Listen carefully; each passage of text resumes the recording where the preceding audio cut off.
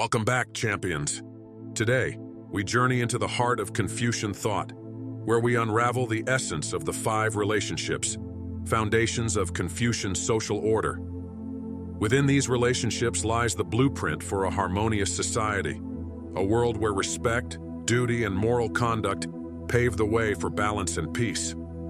By understanding these key relationships, you will discover how to cultivate harmony in your life and in the lives of those around you. The philosophy we explore today is no mere relic of the past. It is a living, breathing guide that can shape our present and future. Confucianism, with its emphasis on the 5 relationships, offers us not just a glimpse into an ancient world, but a mirror, reflecting what is required of us in our own time. It challenges us to examine the very foundations of how we interact with others, urging us to realign our relationships according to time-honored principles that have endured for millennia. As we delve into these 5 relationships, ruler and subject, father and son, husband and wife, elder and younger sibling, and friend, consider what they reveal about our responsibilities, our potential for growth, and the ways we can contribute to a more just and balanced world. Each relationship is a thread in the intricate tapestry of social harmony. When woven together with intention and wisdom, these threads create a fabric strong enough to withstand the trials of life and time. We begin with the relationship between ruler and subject, a bond that speaks to leadership, governance, and the moral obligations that bind those in power to those they lead. This relationship is not merely about authority. It is about the ethical duty of the ruler to lead with virtue and the reciprocal duty of the subject to follow with loyalty, provided the ruler remains just and upright.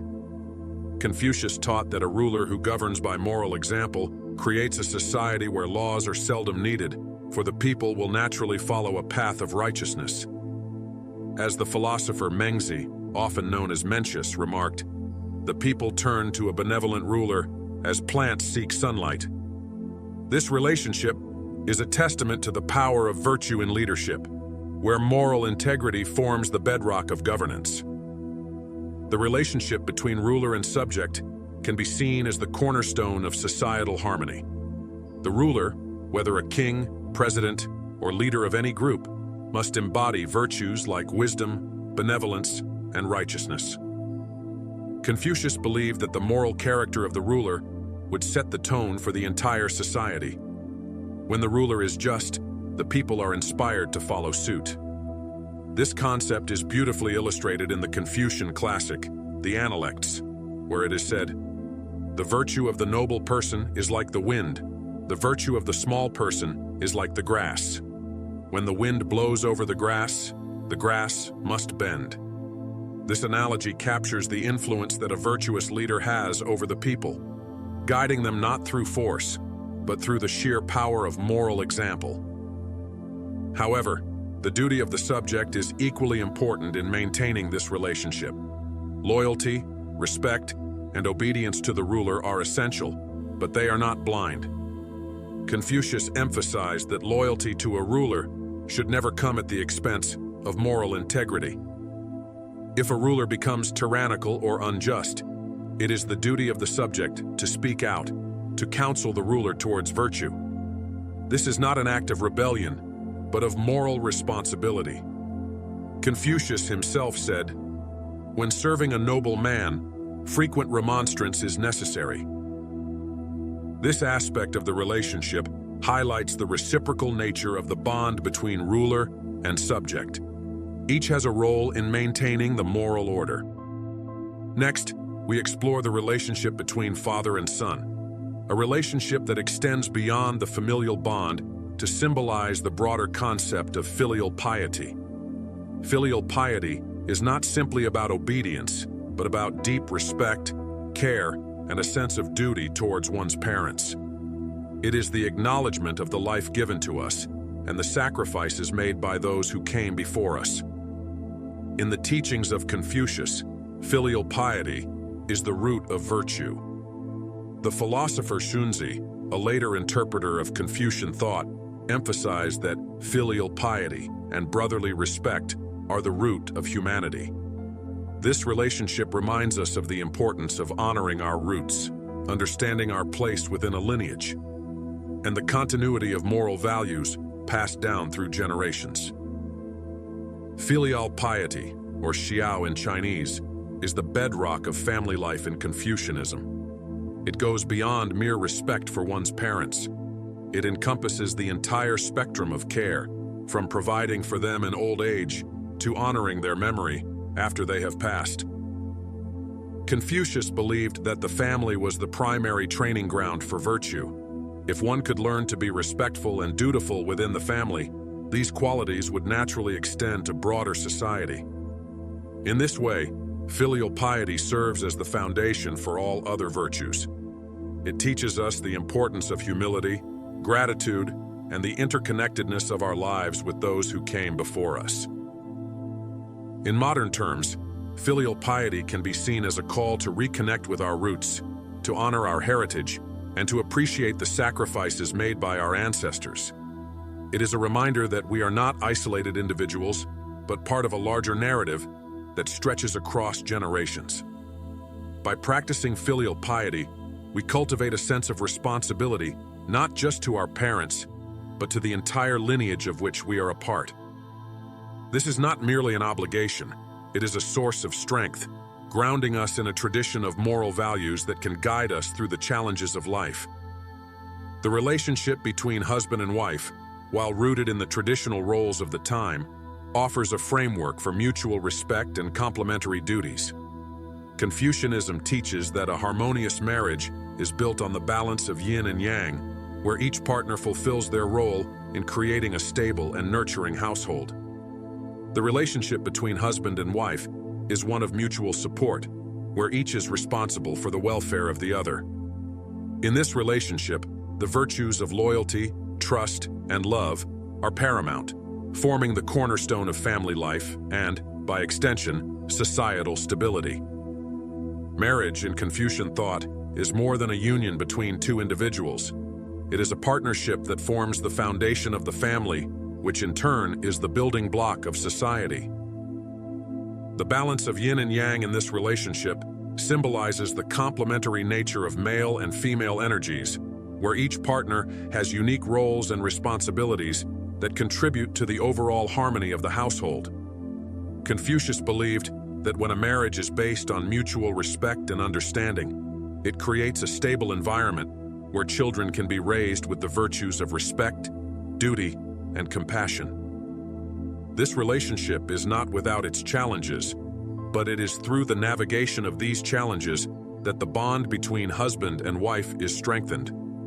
Confucianism teaches that the key to a successful marriage lies in the cultivation of virtues such as patience, kindness, and a willingness to put the needs of the family above one's own desires.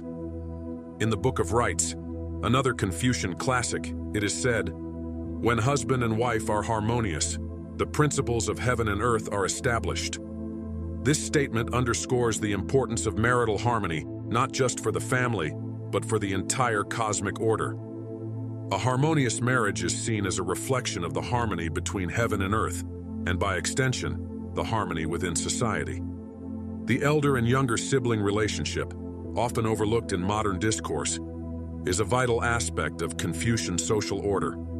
It reflects the importance of respect for age and experience, and the reciprocal responsibility of the elder to guide and the younger to learn. This relationship is a microcosm of the larger societal order, where each person has a role to play in maintaining harmony. The elder sibling, by virtue of their experience, is expected to lead by example, while the younger sibling is encouraged to follow with humility and a willingness to learn. In this dynamic, we see the importance of mentorship, the passing down of wisdom, and the respect for tradition that sustains a culture over time.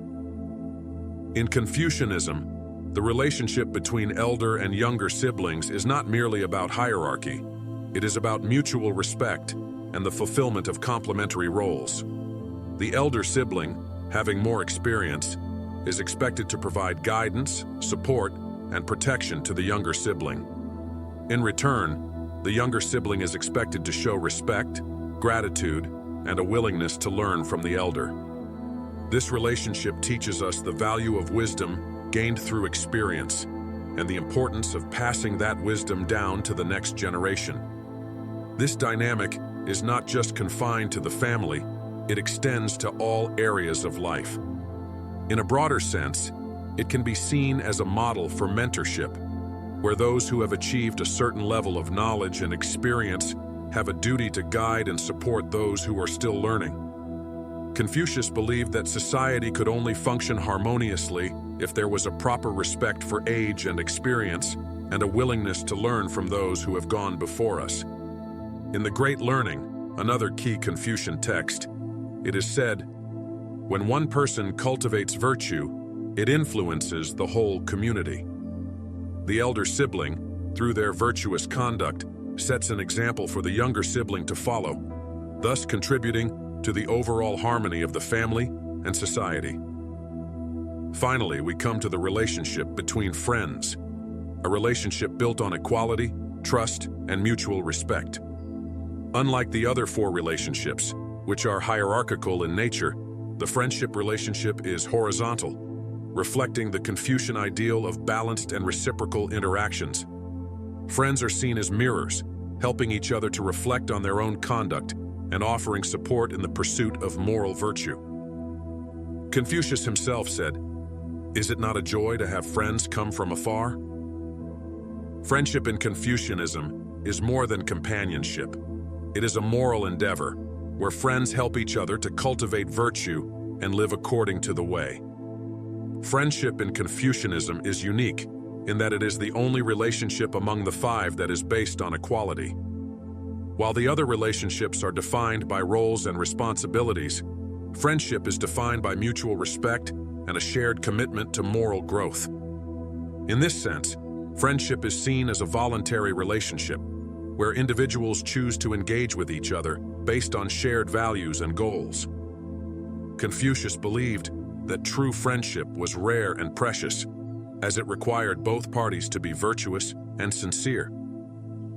In Confucian thought, friends are considered moral companions who help each other to stay on the path of virtue. This idea is beautifully expressed in the Confucian text, The Doctrine of the Mean, where it is said, "In choosing friends, do not be led by outward appearances, but by inner qualities. A true friend is one who will admonish you when you go astray and praise you when you do well." This statement highlights the role of friends as moral guides, who are not afraid to speak the truth, even when it is uncomfortable. Friendship, therefore, is not just about companionship, but about helping each other to grow in virtue and wisdom. As we reflect on these five relationships, it becomes clear that they are not isolated concepts, but interconnected pillars that support the entire structure of Confucian social harmony. Each relationship, when cultivated with care and attention, contributes to the well-being of the individual, the family, and ultimately, society as a whole. The five relationships are a call to action, a reminder that our interactions with others are not just casual encounters, but opportunities to practice virtue, to create harmony, and to contribute to the greater good. The teachings of Confucius remind us that these relationships are not static. They require continuous effort, reflection, and adjustment. In a world that often emphasizes individualism and personal success, Confucianism calls us back to the importance of our connections with others.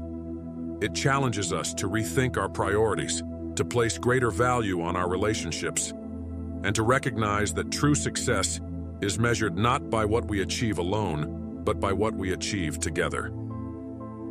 As you listen to these words, let them stir something deep within you, a desire to improve your relationships, to bring more harmony into your life, and to contribute to a more just and balanced world. The five relationships are more than just a framework for social order.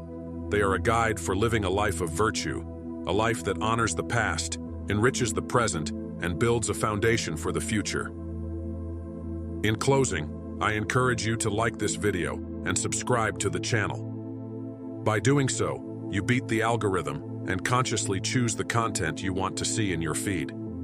Explore our other videos to expand your knowledge of ancient wisdom and further develop your masculinity. Until next time, champions, stay strong and stay committed to your path.